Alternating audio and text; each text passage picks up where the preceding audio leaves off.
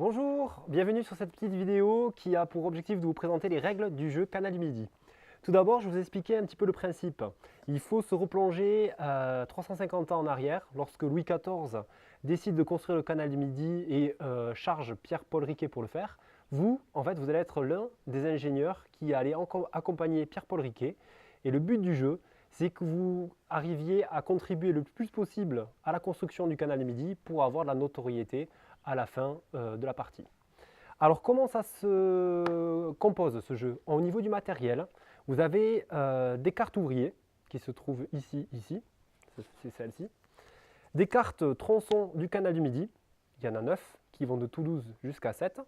Vous avez après des petites pièces Riquet qui sont des petites pièces Joker et des pièces qui servent, on va dire, à matérialiser les tronçons que vous allez gagner.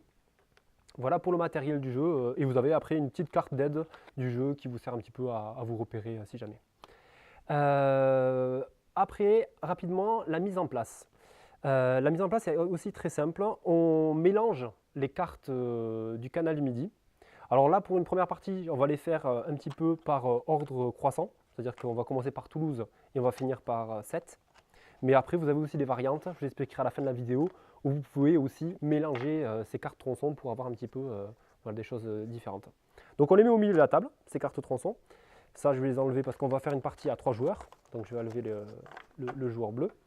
Et on mélange les cartes ouvriers, face cachée. Donc c'est la mise en place pour chaque joueur. Et on va constituer une pioche qui est en partie face visible. Donc on met 3 cartes face visible comme ceci. Et 3 cartes face cachée juste à côté. Et on garde 3 cartes. 3 cartes visibles, 3 cartes cachées, c'est la pioche. Et les 3 premières cartes avec lesquelles on va jouer. Voilà, j'ai fait pareil pour le joueur rouge et pour le joueur vert.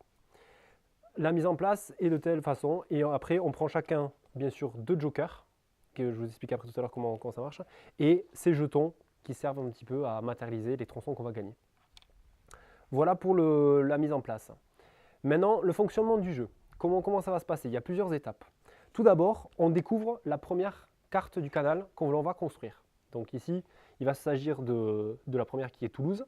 Vous avez à chaque fois un petit numéro en haut de la carte, en haut à gauche, en haut à droite pour vous, qui vous permet de savoir sur quel tronçon on se trouve. Donc là, vous êtes sur le tronçon 1 et 7 se trouvent sur le tronçon 9. Donc on pose la carte et on regarde après quelques autres informations. C'est le numéro qu'il y a ici en dessous. Ce numéro-là sert pour les parties à 2 joueurs. Ici pour les parties à 3 joueurs et celui-ci pour les parties à 4 joueurs. Nous, dans notre exemple, on va jouer à 3, donc on va se concentrer principalement sur la valeur du milieu. Donc on pose la carte et à quoi servent ces 3 valeurs? C'est pour savoir en fait combien d'ouvriers il est nécessaire pour pouvoir construire ce tronçon-là. Alors à quoi servent ces 3 valeurs? Elles servent à savoir de combien de points ouvriers il faut pour pouvoir construire ce tronçon. Donc là, il faut qu'il y ait au moins 6 points ouvriers qui soient mobilisés pour que le tronçon de Toulouse puisse se construire. Donc on a cette information-là.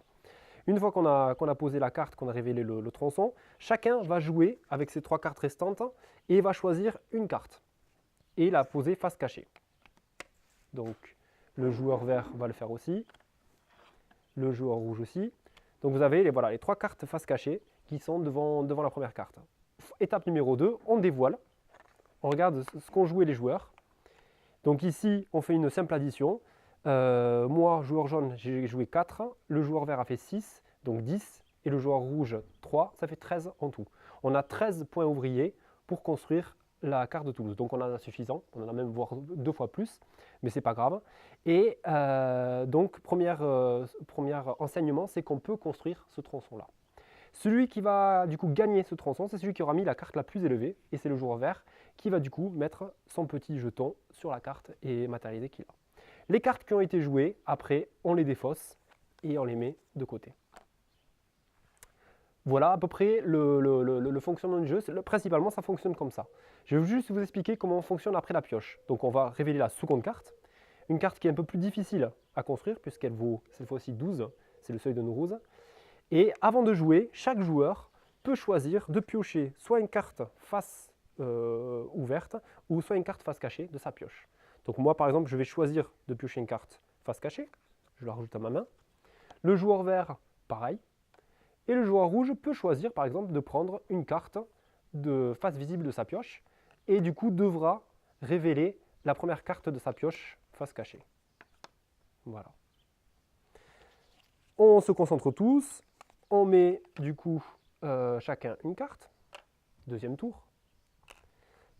On révèle comme tout à l'heure. On additionne. 6 plus 6, 12, plus 4, ça fait 16. 16, on est au-dessus de 12, donc on peut construire ce tronçon-là. Mais là, vous avez une cas de figure où on a un ex-aequo. On a le joueur rouge qui a joué 6 et moi qui ai joué 6 aussi. Donc, on a deux possibilités. Soit on décide tous les deux d'avoir construit ce tronçon, donc on met tous les deux nos jetons, mais à la fin, on n'aura que la moitié des points de ce tronçon-là. Je vous expliquerai après comment fonctionne le comptage des points. Soit un de nous deux ou tous les deux décidons de jouer un joker. Voilà, le joker pièce riquet. Le fait de jouer un joker, par exemple je vais le faire, fait qu'en fait je peux aller tirer une carte au hasard de la défausse. Donc par exemple moi j'ai décidé de jouer un joker, hop, on mélange la défausse, je tire une carte au hasard et je la rajoute du coup à mes points. Donc ça veut dire que là du coup c'est moi qui deviens le premier, j'ai 9 points, le joueur rouge n'a plus que 6 et le joueur vert a 4, donc c'est moi qui ai gagné ce tronçon là. Je vais mettre du coup mon petit... Par contre, le joker est perdu et part aussi à la défausse. Donc du coup, j'ai plus qu'un joker. On jette bien sûr toujours toutes les cartes ouvriers qui ont été jouées. Et on commence le troisième tour. Ainsi de suite. Alors maintenant, je vais vous expliquer aussi comment faire pour gagner des jokers. Parce qu'en fait, voilà, une fois qu'on les joue, on les perd. Donc à un moment donné, on peut réussir à rattraper des jokers en connectant des villes. Alors, comment ça se passe? Je vais vous montrer rapidement comment ça s'effectue. Vous avez certaines cartes, comme celle-ci, qui ont un rond rouge avec voilà, une ville. Là, par exemple, c'est Carcassonne. Vous avez aussi ici Castelnaudary. Si un joueur arrive à connecter ces deux cartes qui sont conjointes, et donc du coup deux villes, voilà, on va prendre l'exemple du joueur rouge qui arrive à connecter ces deux cartes-là, il a connecté le canal du Midi qui traverse les deux villes, et du coup gagne un joker de la banque et peut le rajouter. Ça aurait pu marcher aussi avec Toulouse. Toulouse à Castelnaudary. Toulouse est une ville, Castelnaudary aussi, mais vous avez voilà, une carte intermédiaire qui n'a pas de ville. Mais si un joueur, par exemple moi, arrive à avoir autant Toulouse, le Seuil de Naurouze et Castelnaudary, j'arrive à jointer du coup les deux villes et je gagne un joker aussi. Voilà pour le principe des jokers. Ensuite, je voulais juste vous expliquer le comptage des points. Donc voilà, imaginons, je ne fais pas toute la partie, on est sur un cas de figure de cette manière-là. Le joueur vert a la première carte, le joueur jaune a les deux suivantes et le joueur rouge a celle-ci. Mais moi je vais faire avec un ex-aequo pour vous expliquer un petit peu comment ça fonctionne. Mais très simple, en fait pour compter les points, on va compter les points qui sont en bas du coup à gauche de la carte pour vous, c'est les points les plus faibles, où voilà, donc le joueur vert va avoir 4 points, le joueur jaune va avoir 9 plus 4, donc ça fait 13, et ici il va avoir que la moitié des points, puisqu'il y en a deux joueurs qui devront se partager la carte, donc il n'aura que 2 points, donc 13 plus 2, 15. Et le joueur rouge, il n'aura que 2 points, parce qu'il aura partagé avec le joueur jaune, donc il n'aura que 2 points ici. Voilà pour le comptage des points, comment ça fonctionne.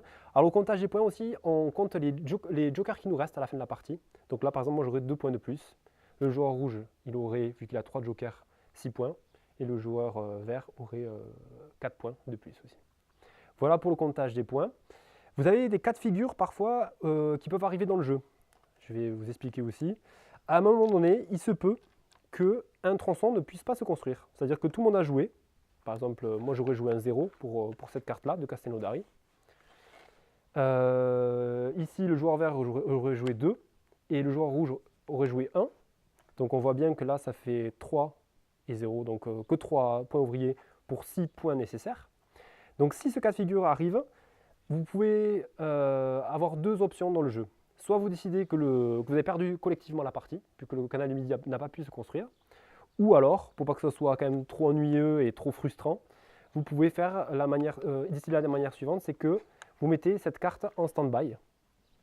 Hop, vous la mettez voilà, de façon horizontale, pardon, verticale pour vous, et elle n'est pas construite, et vous continuez à construire le canal mini, mais on sait que ce tronçon-là n'a pas pu être fait. Alors, il y a une règle qui fait que si jamais un joueur a les deux cartes adjacentes d'un tronçon qui n'a pas pu être construit, il le gagne quand même, mais à la moitié des points. Un peu comme l'exéco tout à l'heure. Je pense que je vous ai un petit peu tout expliqué. Voilà, j'espère que ça a été assez clair avec toutes ces cartes qui se sont baladées sur cette table. Je vous souhaite bon jeu et n'hésitez pas à inscrire vos commentaires si vous ne comprenez pas certains aspects en dessous de la vidéo et je vous expliquerai le mieux possible vos petites questions. Merci beaucoup et à bientôt. Au revoir.